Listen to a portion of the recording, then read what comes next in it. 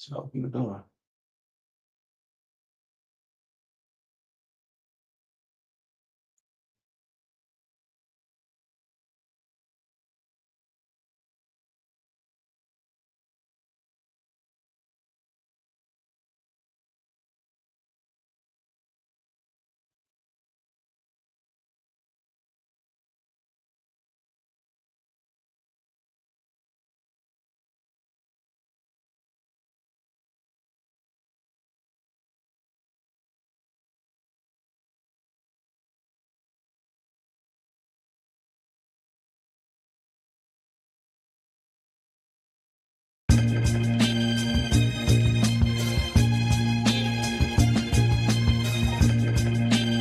Have you really?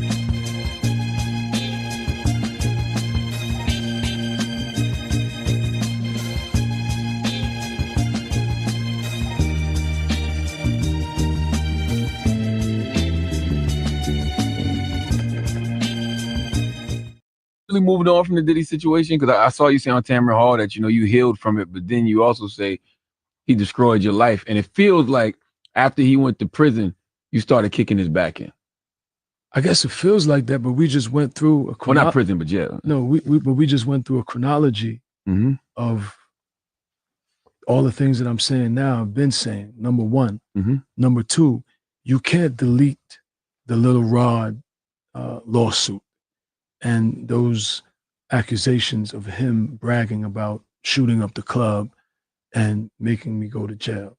So after you perform with him, once you hear those rumors, Of course, it triggers you. All right, okay. You got to do the chronology. It's not happening in the orbit of chaos, right? You got to do that. That's legit. That he made those accusations. Then the guy gets caught with the fanny pack at Teterboro, wherever they were, and so that makes you say, okay, have you really? Well, what else is Little Rod, who produced the Love album?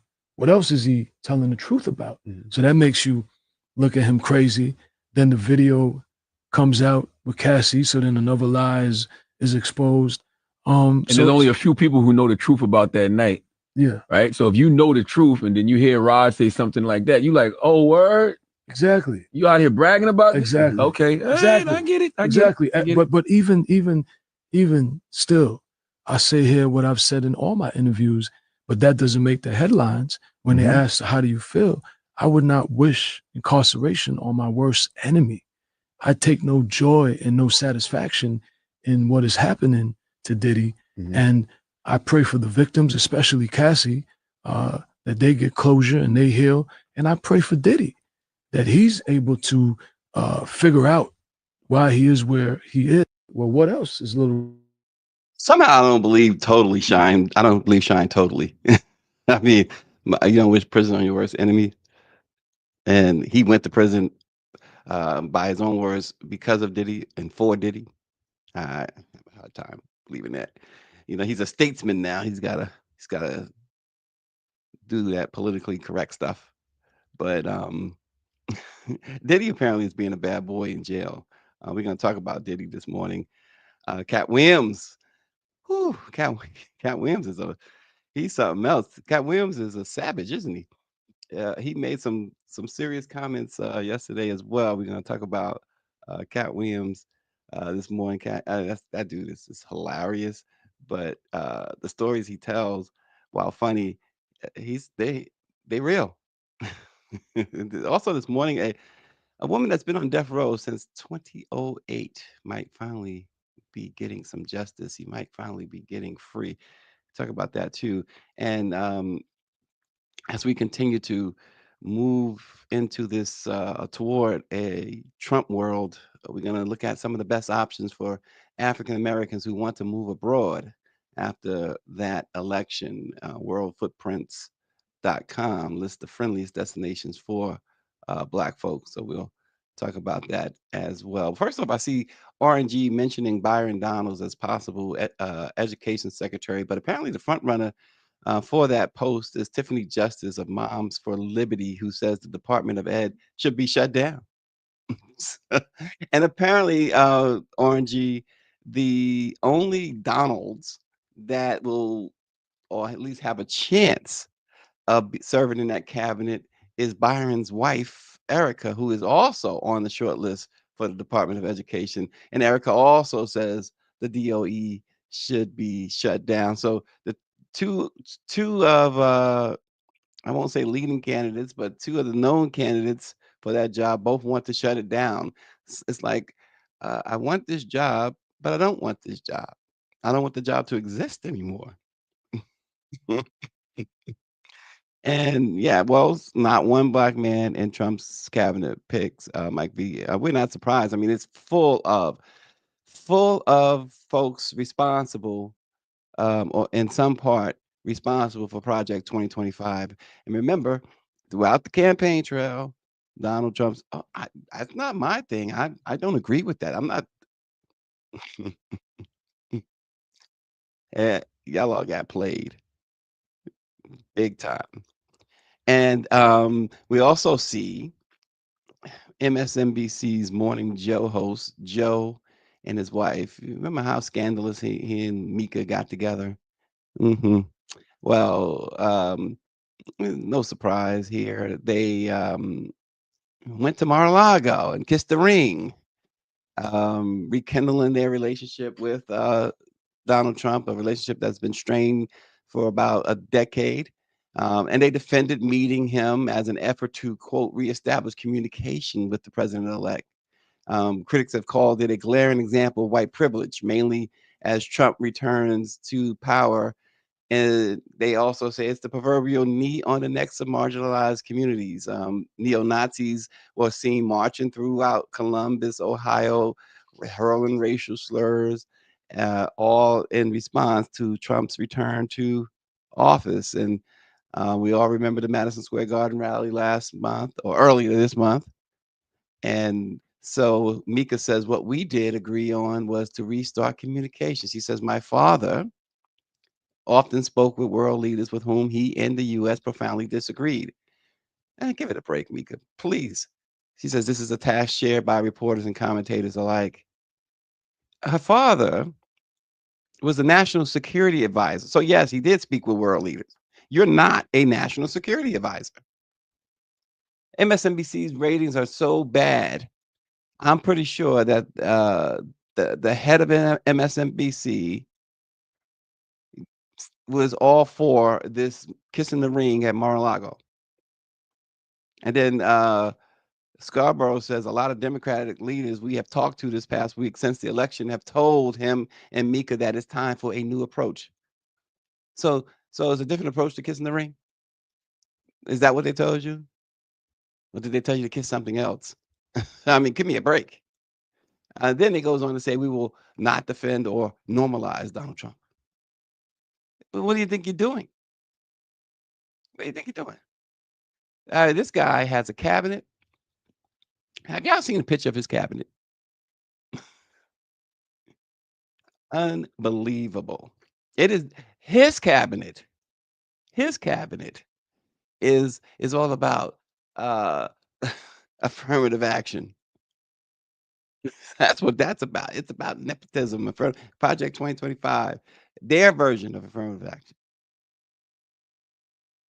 And as I said earlier, Orangey, um, Byron Donalds' wife, not Byron Donalds, is up for a position.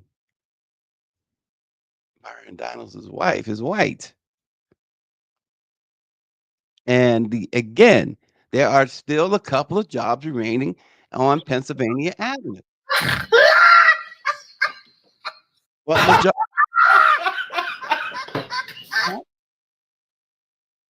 and the guy who swabs the deck, who cleans the floors for Byron Donalds. It is absolutely insane that Joe Scarborough and Mika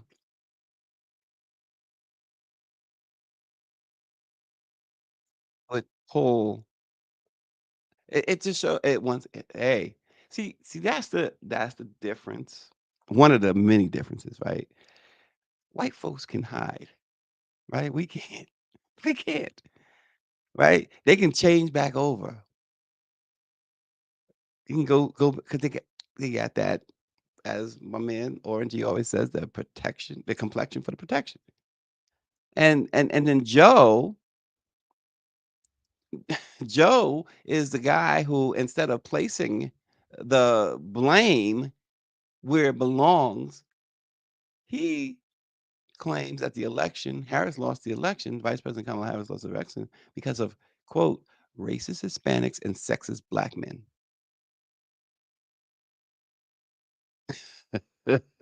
This guy, boy, oh boy, privilege at his finest, right? Privilege at his finest. Orange says Trump's cabinet is white as flour.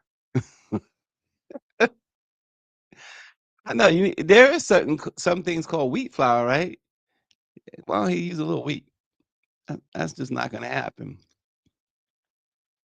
Yeah, and he says that he's going to call Al Sharpton and call him out. He's a guest on that show.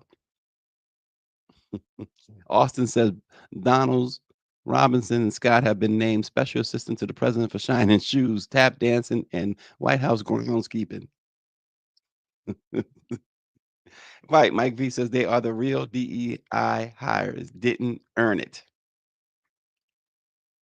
And he says, and so there's no black jobs in the Trump administration.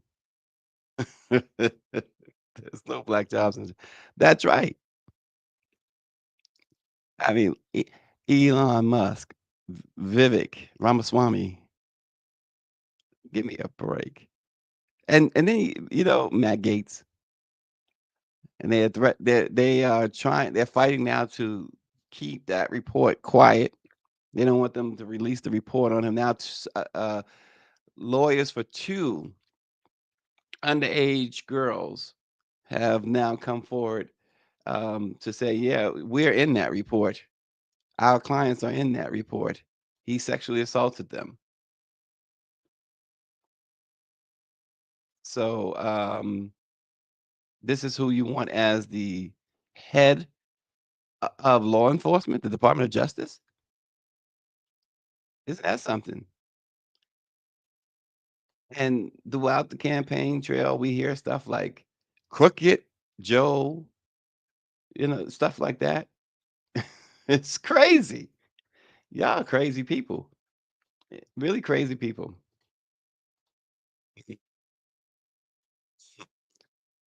And I'm not gonna go too far into this at all, but we got a latest report on the spending of Vice President Harris. It said the New York Times, I think, did a story how she blew through $1.5 billion, and Oprah and all these entertainers and other folks got all this money. Well, I didn't like in the New York Times article. They actually it seems to throw some shade at like Roland Martin when he's got the Black Star Network, and why wouldn't he get ad money? It's like, what is wrong with the New York Times? The man earned every cent of his ad money and did what he was supposed to do. And yes, he certainly supported the vice president. He took a position, but so did everybody else. And his reason is simple. Look at the opposition. I mean, I'm sure that's part of his reason, but he's probably had other reasons. I can't speak for the man, but to criticize it reeked of criticism of him that paragraph suggested that it was wrong for him to get paid for her to advertise.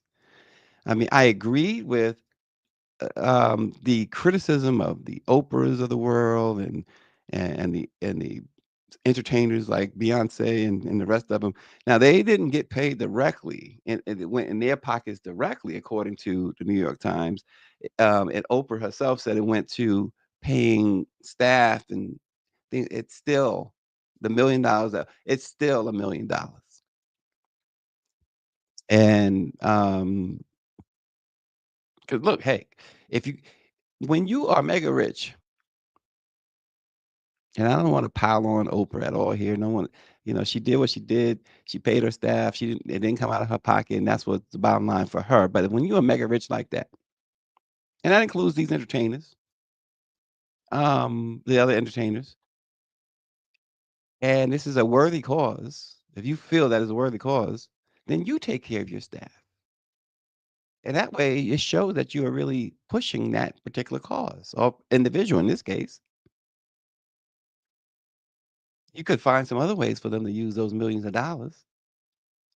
But apparently, that staff that she inherited, the Vice President Kamala Harris had inherited, had no clue. Either they had no clue on how to really run a campaign, because $1.5 billion in just a couple of months that she was running is an amazing thing to have raised. Either they had no clue or they sabotaged her. And there are a lot of people who are believing the latter. Austin, I'm with you. Oprah should have covered any and all expenses, no excuses. Hypocrite, he says. Mike V says MAGA should be seen as crime syndicate at this point. A POTUS with 35 convictions, mugshot, and AG with trafficking charges, a governor who killed her dog. He says, tell the failing New York Times to do a report on Trump not paying his bills. He has failed to pay several cities. That's the other thing, and they will never get paid. They will never get paid. But all that money, and the Trump campaign apparently spent uh, a bit less than what the vice president's campaign did. And for her not to win one single swing state, and for him to have what 300 last count 312 electoral votes and winning the popular vote, something that's some sabotage involved. I'm not saying the election was stolen. I'm not doing a Trump. I'm saying there's some self-sabotaging going on there. Look, the crazies wasn't the only ones that didn't want a black woman in office.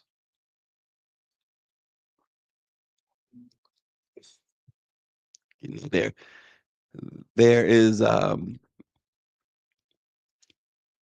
frenemies, if you will. That's why I like that saying. This is how you do some real covert stuff. I like that saying, the enemy of my enemy is my friend. You got to go and do some real intel. Even if it means huddling up with the enemy a little bit and figuring it out, understanding their playbook. Heck, even the Godfather, right? He said, you want to keep your enemies close. So, hey, it is what it is at this point, right? Cat Williams caused the earth to shudder at the top of this year in that record-shattering interview on Club Shay Shay. Today, Cat now admits that he, quote, set out to kill the careers of the others that he dragged on Shannon Sharp's podcast, most notably Steve Harvey and Cedric the Entertainer. Who, by the way, did you see the hat or whatever that concoction he had on his head during the Mike Tyson fight? What in the world? People, what happens here? Folks, these entertainers and those with money, they think they could just wear anything, can't they? Somebody say look like what's that? Joffrey or whatever from Coming to America or whatever. Um, but anyway, Cat Williams went to New York Magazine's Vulture Festival. He's promoting his upcoming tour, Heaven on Earth, and he talked about, among other things, the Club Shay Shay appearance, which became the most watched podcast of all time. He said he set out to destroy other comics, kill their careers of the people I was talking about. He says, but it was so vicious that I erased all of the knockout blows and just left the jab so that the comic I'm talking about knows I know their real story. This guy. Oh my gosh. The host of the Vulture event even brought up Diddy, whom we know Cat Williams essentially prophesied would be one of the folks who would catch, quote, catch hell in 2024 because of, all, quote, all the lies will be exposed. Cat turned out to be a real great prognosticator, didn't he? In April, of course, Diddy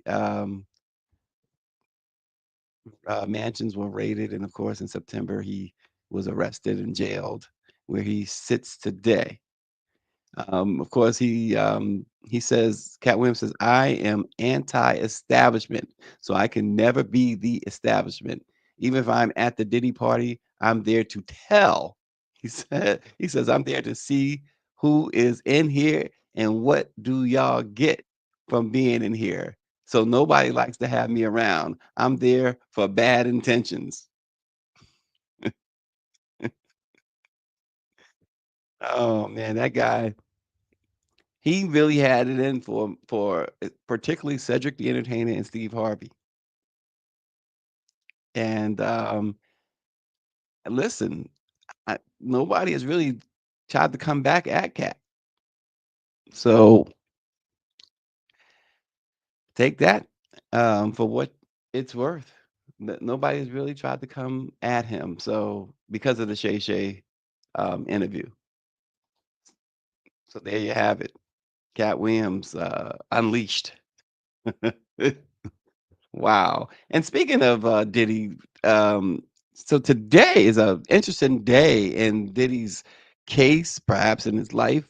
Suddenly, a hastily called hearing is taking place today, and it could prove vital for next year's trial. And a U.S. attorney's office is about to get a new boss too. But in a late call or late filing, I should say, Damian Williams, a U.S. attorney, revealed that prosecutors had prison notes and recordings of Diddy allegedly making relentless, quote, relentless efforts to pay off potential witnesses, making non-permitted outside calls, and trying to shut down other potential witnesses. Now, I'm stopped there because Diddy knows, everybody knows, but Diddy knows he's done videos about this stuff and music. Jail calls are recorded. They are recorded. When they pick that phone up and say you are on a recorded line, blah blah blah, whatever they say, Bureau of Prisons or whatever they say, it's not random. It's not we're gonna record some calls or we just saying this just to say it. They record these calls. And so here's what the filing said after the defendant was in custody. Investigators recovered notes from the defendant's cell during a pre-planned nationwide sweep of BOP facilities. You remember there was a big story not long ago that there was a raid on the prison that he was in. Well, that was that. The feds insisted that this was a random thing, a random sweep, and which is where they found the notes. But Puffy's defense team, they are screaming about constitutional violations. Defense counsel, quote, has recently learned that the prosecutors are in possession of an attorney-client privilege material, including the defendant's own written notes, according to Mark Agnifilo, who is Diddy's lawyer. But prosecutors say that these notes were not attorney-client privileges. These notes were passed on to and from other inmates, in which Diddy was actually getting some folks' code to use the phone, which is a violation of prison rules. You can't use someone else's codes to use the phone. And they say, prosecutor says, there are big signs in the prison near the phone that say just that. Yet Diddy was doing that. They also claim that he is using family members to get messages to potential witnesses against him, and as well as alleged victims. Now, let's hope that that is not true, that he has not gone to the extent of involving his family to that extent. Let them have their lives, Diddy. Don't do that. Um, in one instance, he did indeed contact a woman who claimed that he sexually assaulted her. But he says the contact was simply reaching out to her. He did not know that, he claims that he did not know that she was a witness for the prosecution. But when he heard her story, he reached out to her to find out why is she making these accusations and did he do anything wrong to her. It just all sounds wild what's going on in Brooklyn right now. And so they say, the prosecutors say, while attempting to evade law enforcement monitoring, Diddy, among other things, orchestrated social media campaigns that are, in his own words, aimed at tainting the jury pool. He made efforts to publicly leak materials he views as helpful to his case and contacted witnesses through third parties. Now, it's interesting that they're accusing him of leaking material when we all know that he didn't leak that videotape. Austin says Christ will return before Diddy is released from prison. We can only hope. um, there was a October 4th call involving Diddy and one of his adult sons, which the prosecutor says has the clear inference that the defendant's goal is to blackmail victims and witnesses either into silence or provide testimony helpful to his defense. And then they even, if you guys pay attention to any of this, and if you don't, I totally get it. But there was even this huge story just a week or so ago, was Diddy's birthday, and all of his kids gathered, had a cake, and they had him on the phone, and they posted that on social media. And prosecutors are citing that there was something nefarious about that. Now, it did. I saw it. I I'm not in law enforcement, but I have been in journalism for a long time. That gives me some investigative uh credo. I didn't see anything nefarious about that. I saw kids supporting their dad at a time when their dad really needs the support. Orange G says, I'm not a fan of Diddy, but you have to do what you need to do. Black people are guilty before the trial. See, and we've talked about that a lot. I mean, we've ad nauseum talked about that. And I have said it and said it and said it. The idea that we go along with taking away the presumption of innocence is a fatal, fatal blow to Black folks in particular. And as I told you guys last week, and it's still sitting right here, my jury summons. Let him be Black. And it's not a Black on Black thing. I'm telling you right now, it ain't happening. I'll be like the 12 angry jurors, but it'd be just one. I'll be like the guy, was it King of Queens, Arthur? Arthur was on the jury, and he was glad to be on there and not listening to anybody's reasoning. He had made up his mind. He just wanted this trial to last.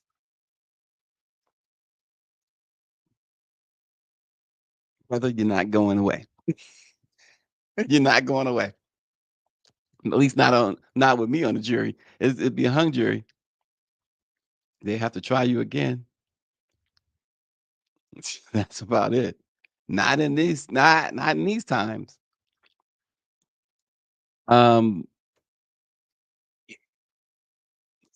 Melissa Lucio has been on death row since 2008 for the murder of her 2-year-old daughter. However, she stood on her innocence all this time. Then something unthinkable happened.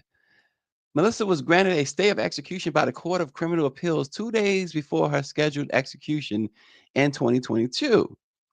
And then she scored another enormous legal victory this week after senior state district judge Arturo Nelson. Now, if you followed this case at all, you know who Arturo Nelson is. He is the same judge who presided over her murder trial. And he issued a ruling finding that the prosecutors presented false testimony and suppressed evidence proving the death of Melissa Lucio's daughter, Mariah, was truly an accident. On February 17, 2007, paramedics responded to Melissa's home in Brownsville after Mariah, the youngest of her 12 children, y'all, was turning purple and became unresponsive 2 days after falling down a flight of stairs. The Innocence Project has taken up her case. And when Mariah died at the hospital, Melissa was taken into questioning. It is alleged that investigators coerced Melissa into making a false confession regarding having a hand in her daughter's death. The new evidence, however, suggests Mariah's injuries were consistent with an accidental fall. So the judge says this court finds that Melissa has satisfied her burden and produced clear and convincing evidence that she is actually innocent of the offense of capital murder. No rational juror could have convicted her of killing her daughter after hearing all the evidence from her original trial alongside all of the new evidence she has presented. It was a 62-page ruling that the judge issued, and his recommendation was for the conviction to be overturned, and he had it sent to the appeals court, which will ultimately make the final decision on whether she will be freed. And along with his ruling, the appeals court will also review the petitions and filings submitted by the Innocence Project, Capital Habeas Unit of the Federal Defender for the Western District of Texas, Cornell University Center on the Death Penalty Worldwide, and attorneys from the O'Melveny and Myers law firm. So her family is excited that she should be home soon. But this seems to be a case where it should never have been in the first place. Already grieving the death of her daughter, a 2-year-old. Now she's got 12 kids. There's been no evidence of any type of abuse, no evidence of any type of involvement by Child Protective Services. And this is the youngest of the 12. And they pushed her into saying that she had some sort of hand in that fall. Mm. Wow. Folks, it's going to be a rough ride starting in January. Dr. Nicole says, imagine being charged with murder while mourning your child. How do you repair that? How? I mean, first and foremost, the state of Texas definitely has to come out of their pocket to the tune of some millions. But even that, it just does not repair that. All those years lost, the trauma. And now imagine that now that this judge has found that she's innocent, that now her mourning all these years later will probably really begin. It is awful what prosecutors do. This they say that America has the best justice system in the world. But man, black and brown people are not able to back that testimony up for sure. It's preposterous.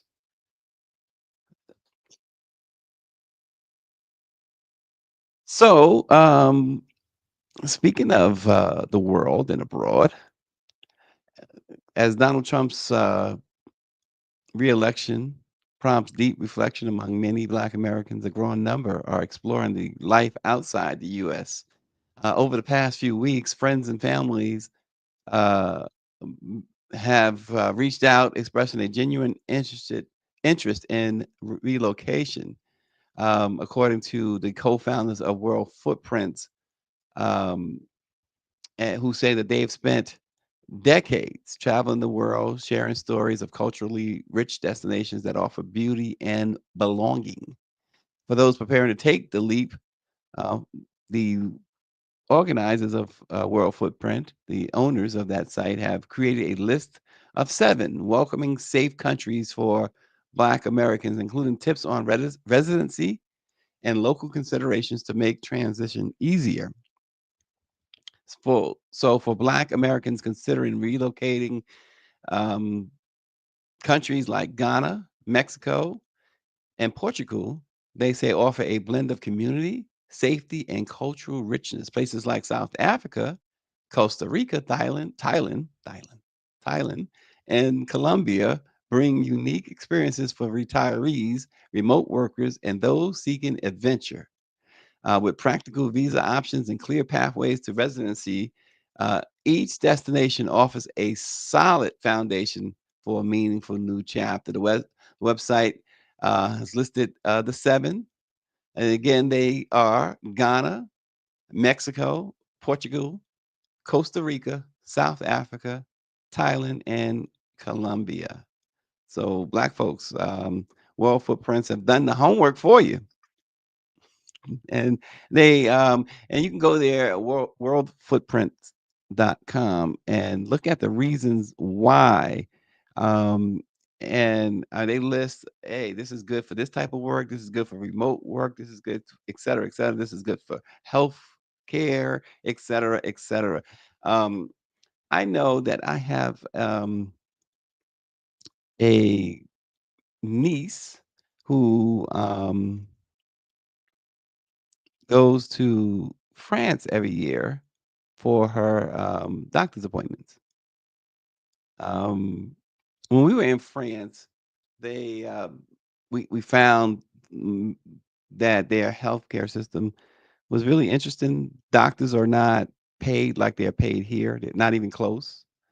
But it's easy access. You can basically same day appointments are easy. But more importantly, the treatment is easy. They look for stuff that your primary care don't look for here, I'm told. And it is very, very much different from the health experience, and it's a whole lot cheaper. Um, so Ghana, Mexico, Portugal, Costa Rica, South Africa, Thailand, and Colombia. Look out, here we come. Here um, Michelle Madison says her cousin and her husband moved to Panama as a result of the government in America. And Mike B says, yeah, I've met many Black American expats in Accra, Ghana, and Johannesburg, South Africa, and they are very happy. Yeah. Ghana seems to be the place for, I hear a lot of people talk about. I don't know that I want to go to Africa though. Um, I just, it's such a long trip. That's such a long trip. Um, RNG says, just imagine the Black History Month program in 2025. Will Tim Scott and Byron Donalds dress up as slaves and Trump will walk in and tell them they're not free? Mm. David Youngblood says he likes the Philippines. I've heard someone else mention another Black individual, that is. When I say someone else, I'm talking about somebody Black, mention the Philippines. That's interesting. But folks, if you're going to do this, use resources like worldfootprints.com and other resources. Um, make sure you do your homework. And look, we talked about it. My wife and I talked about it just recently, as a few days ago. We just thought about it, thinking about it. You got to do your homework. Um, as James Brown said, things have gotten too far gone. So it's we've reached a critical point, haven't we? And it's interesting because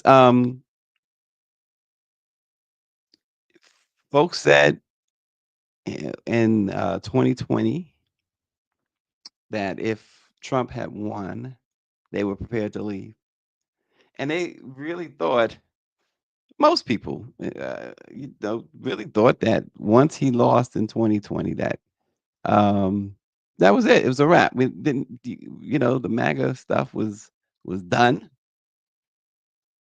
but it only got more. It only got stronger, and people just started to realize that this thing is not going back. We're just not going. We're not going back. That was the slogan, right, for Kamala Harris. We're not going back. And so folks are now saying we're not going back to what it was like in 2016 to 2020. Understanding that it's worse. It's gonna be worse. Michelle Madison said, I would move to the Caribbean. Austin Austin says Trump just named Senator Tim Scott to be the U.S. ambassador to Wakanda. Daniela Pierre says points noted about footprint. Is there a green book or something similar to help those consider or coordinate the move? Yeah, there. And in fact, um, Michelle, not that long ago, I did a story about and it's really Black women who have they have this traveling and not only a traveling site, but it also helps Black folks to decide if they're gonna live abroad, where to live. They give you all of the do's and don'ts. Uh, And tomorrow's show, I'm gonna make a note, Danielle. I'm gonna post that article again, and more importantly, post the site that these Black women run. I can't think of the name off the top of my head, but I will make sure to make a note of it and post that tomorrow for you. But thanks for bringing that up because that is very, very important. And you could see the decline. Bree and I was talking about the price of eggs yesterday. Yeah, I see the price of eggs. Um, as Black Friday approaches, shoppers across America prepare for the holiday shopping rush against widespread retail closures. More than 2,000 stores are set to shut their doors by the end of 2024. 13 major retail chains accounting for a total of 2,055 closures. Um, Family Dollar, they're toast. Not that many people did their Black Friday shopping there, but Walmart and TJX, which is the parent company of TJ Maxx and Marshalls, they are closing multiple locations. Pharmacies as well have also seen significant reduction. CVS is in the final stages of its 3-year plan to close 900 stores. Rite Aid has announced another 77 closures, adding to the 150 stores it closed last year as part of its bankruptcy restructuring. Walgreens, meanwhile, has announced plans to close 1,200 stores over the next 3 years. And the restaurant sector has not been spared. Denny's, remember America's Diner, Denny's, plans to close 50 locations by the end of next month. Another 100 restaurants are set to close next year. And so, while prices are rising on everything, including, like we said, eggs and staples, there's also less and less places to shop. Foot Locker closed 113 stores this year. Macy's is beginning a 3-year plan, Macy's, to shut 150 stores. They're going to close 50 by the end of next month. Express have closed 95 flagship locations and 12 Up West branded stores. Even Advanced Auto Parts, one of the nation's leading automotive aftermarket retailers, they announced that they're shutting 700 stores.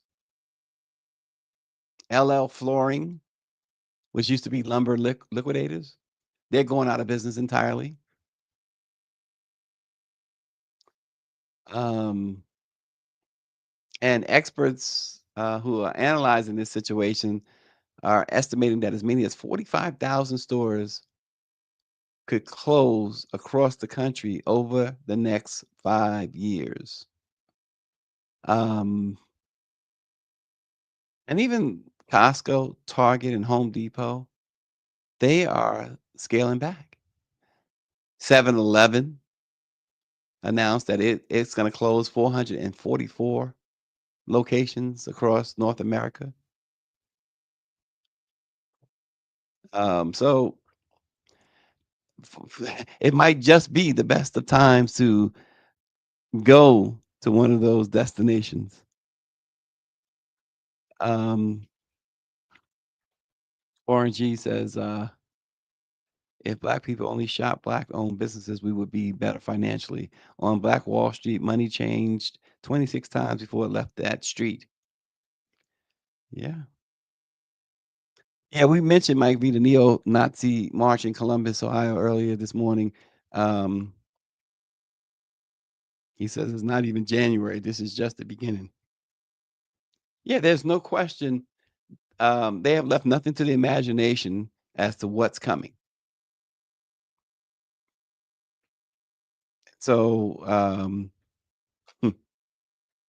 this is exactly why we're trying to provide information. We're going to continue to provide information. Now, today talked a bit about these 7 locations that World Footprint says will be good. But in addition to that, we've been trying to provide information as to how to navigate what's coming. And we will continue to do that moving forward. So just stay tuned. Daniela Pierre says, so many closures have been announced. Perhaps the Black community should mobilize to invest in these brick and mortar buildings. Most of the closures could be potentially in our communities. Yeah, there's a lot of these closures, folks, are in predominantly minority communities. And so I think Daniela Pierre has a really solid idea. And so hopefully, you know, when folks sometimes when folks have their backs against the walls when they're at their best. I feel like I'm one of those. But as a whole, um the Black communities especially seems to come out for the better when they have their backs against the wall. And of course, many are hoping that this is certainly one of those times where they will be able to um, overcome what's coming. What we know is no longer speculation, right? It never really was speculation. They were telling you all along. So now it's time to act. And and look, for those who are waiting for January 20th to start acting, look, you don't want to do that. You want to put your plan. You want to start preparing. If you haven't already, you should have been preparing. You want to start preparing, folks. And it's not about we certainly don't want to frighten you out of here. That's for sure. When I say prepare, it's prepare for. They say forewarned is forearmed, and so we have talked about this for the past year plus, Project 2025, and it was about getting prepared for it.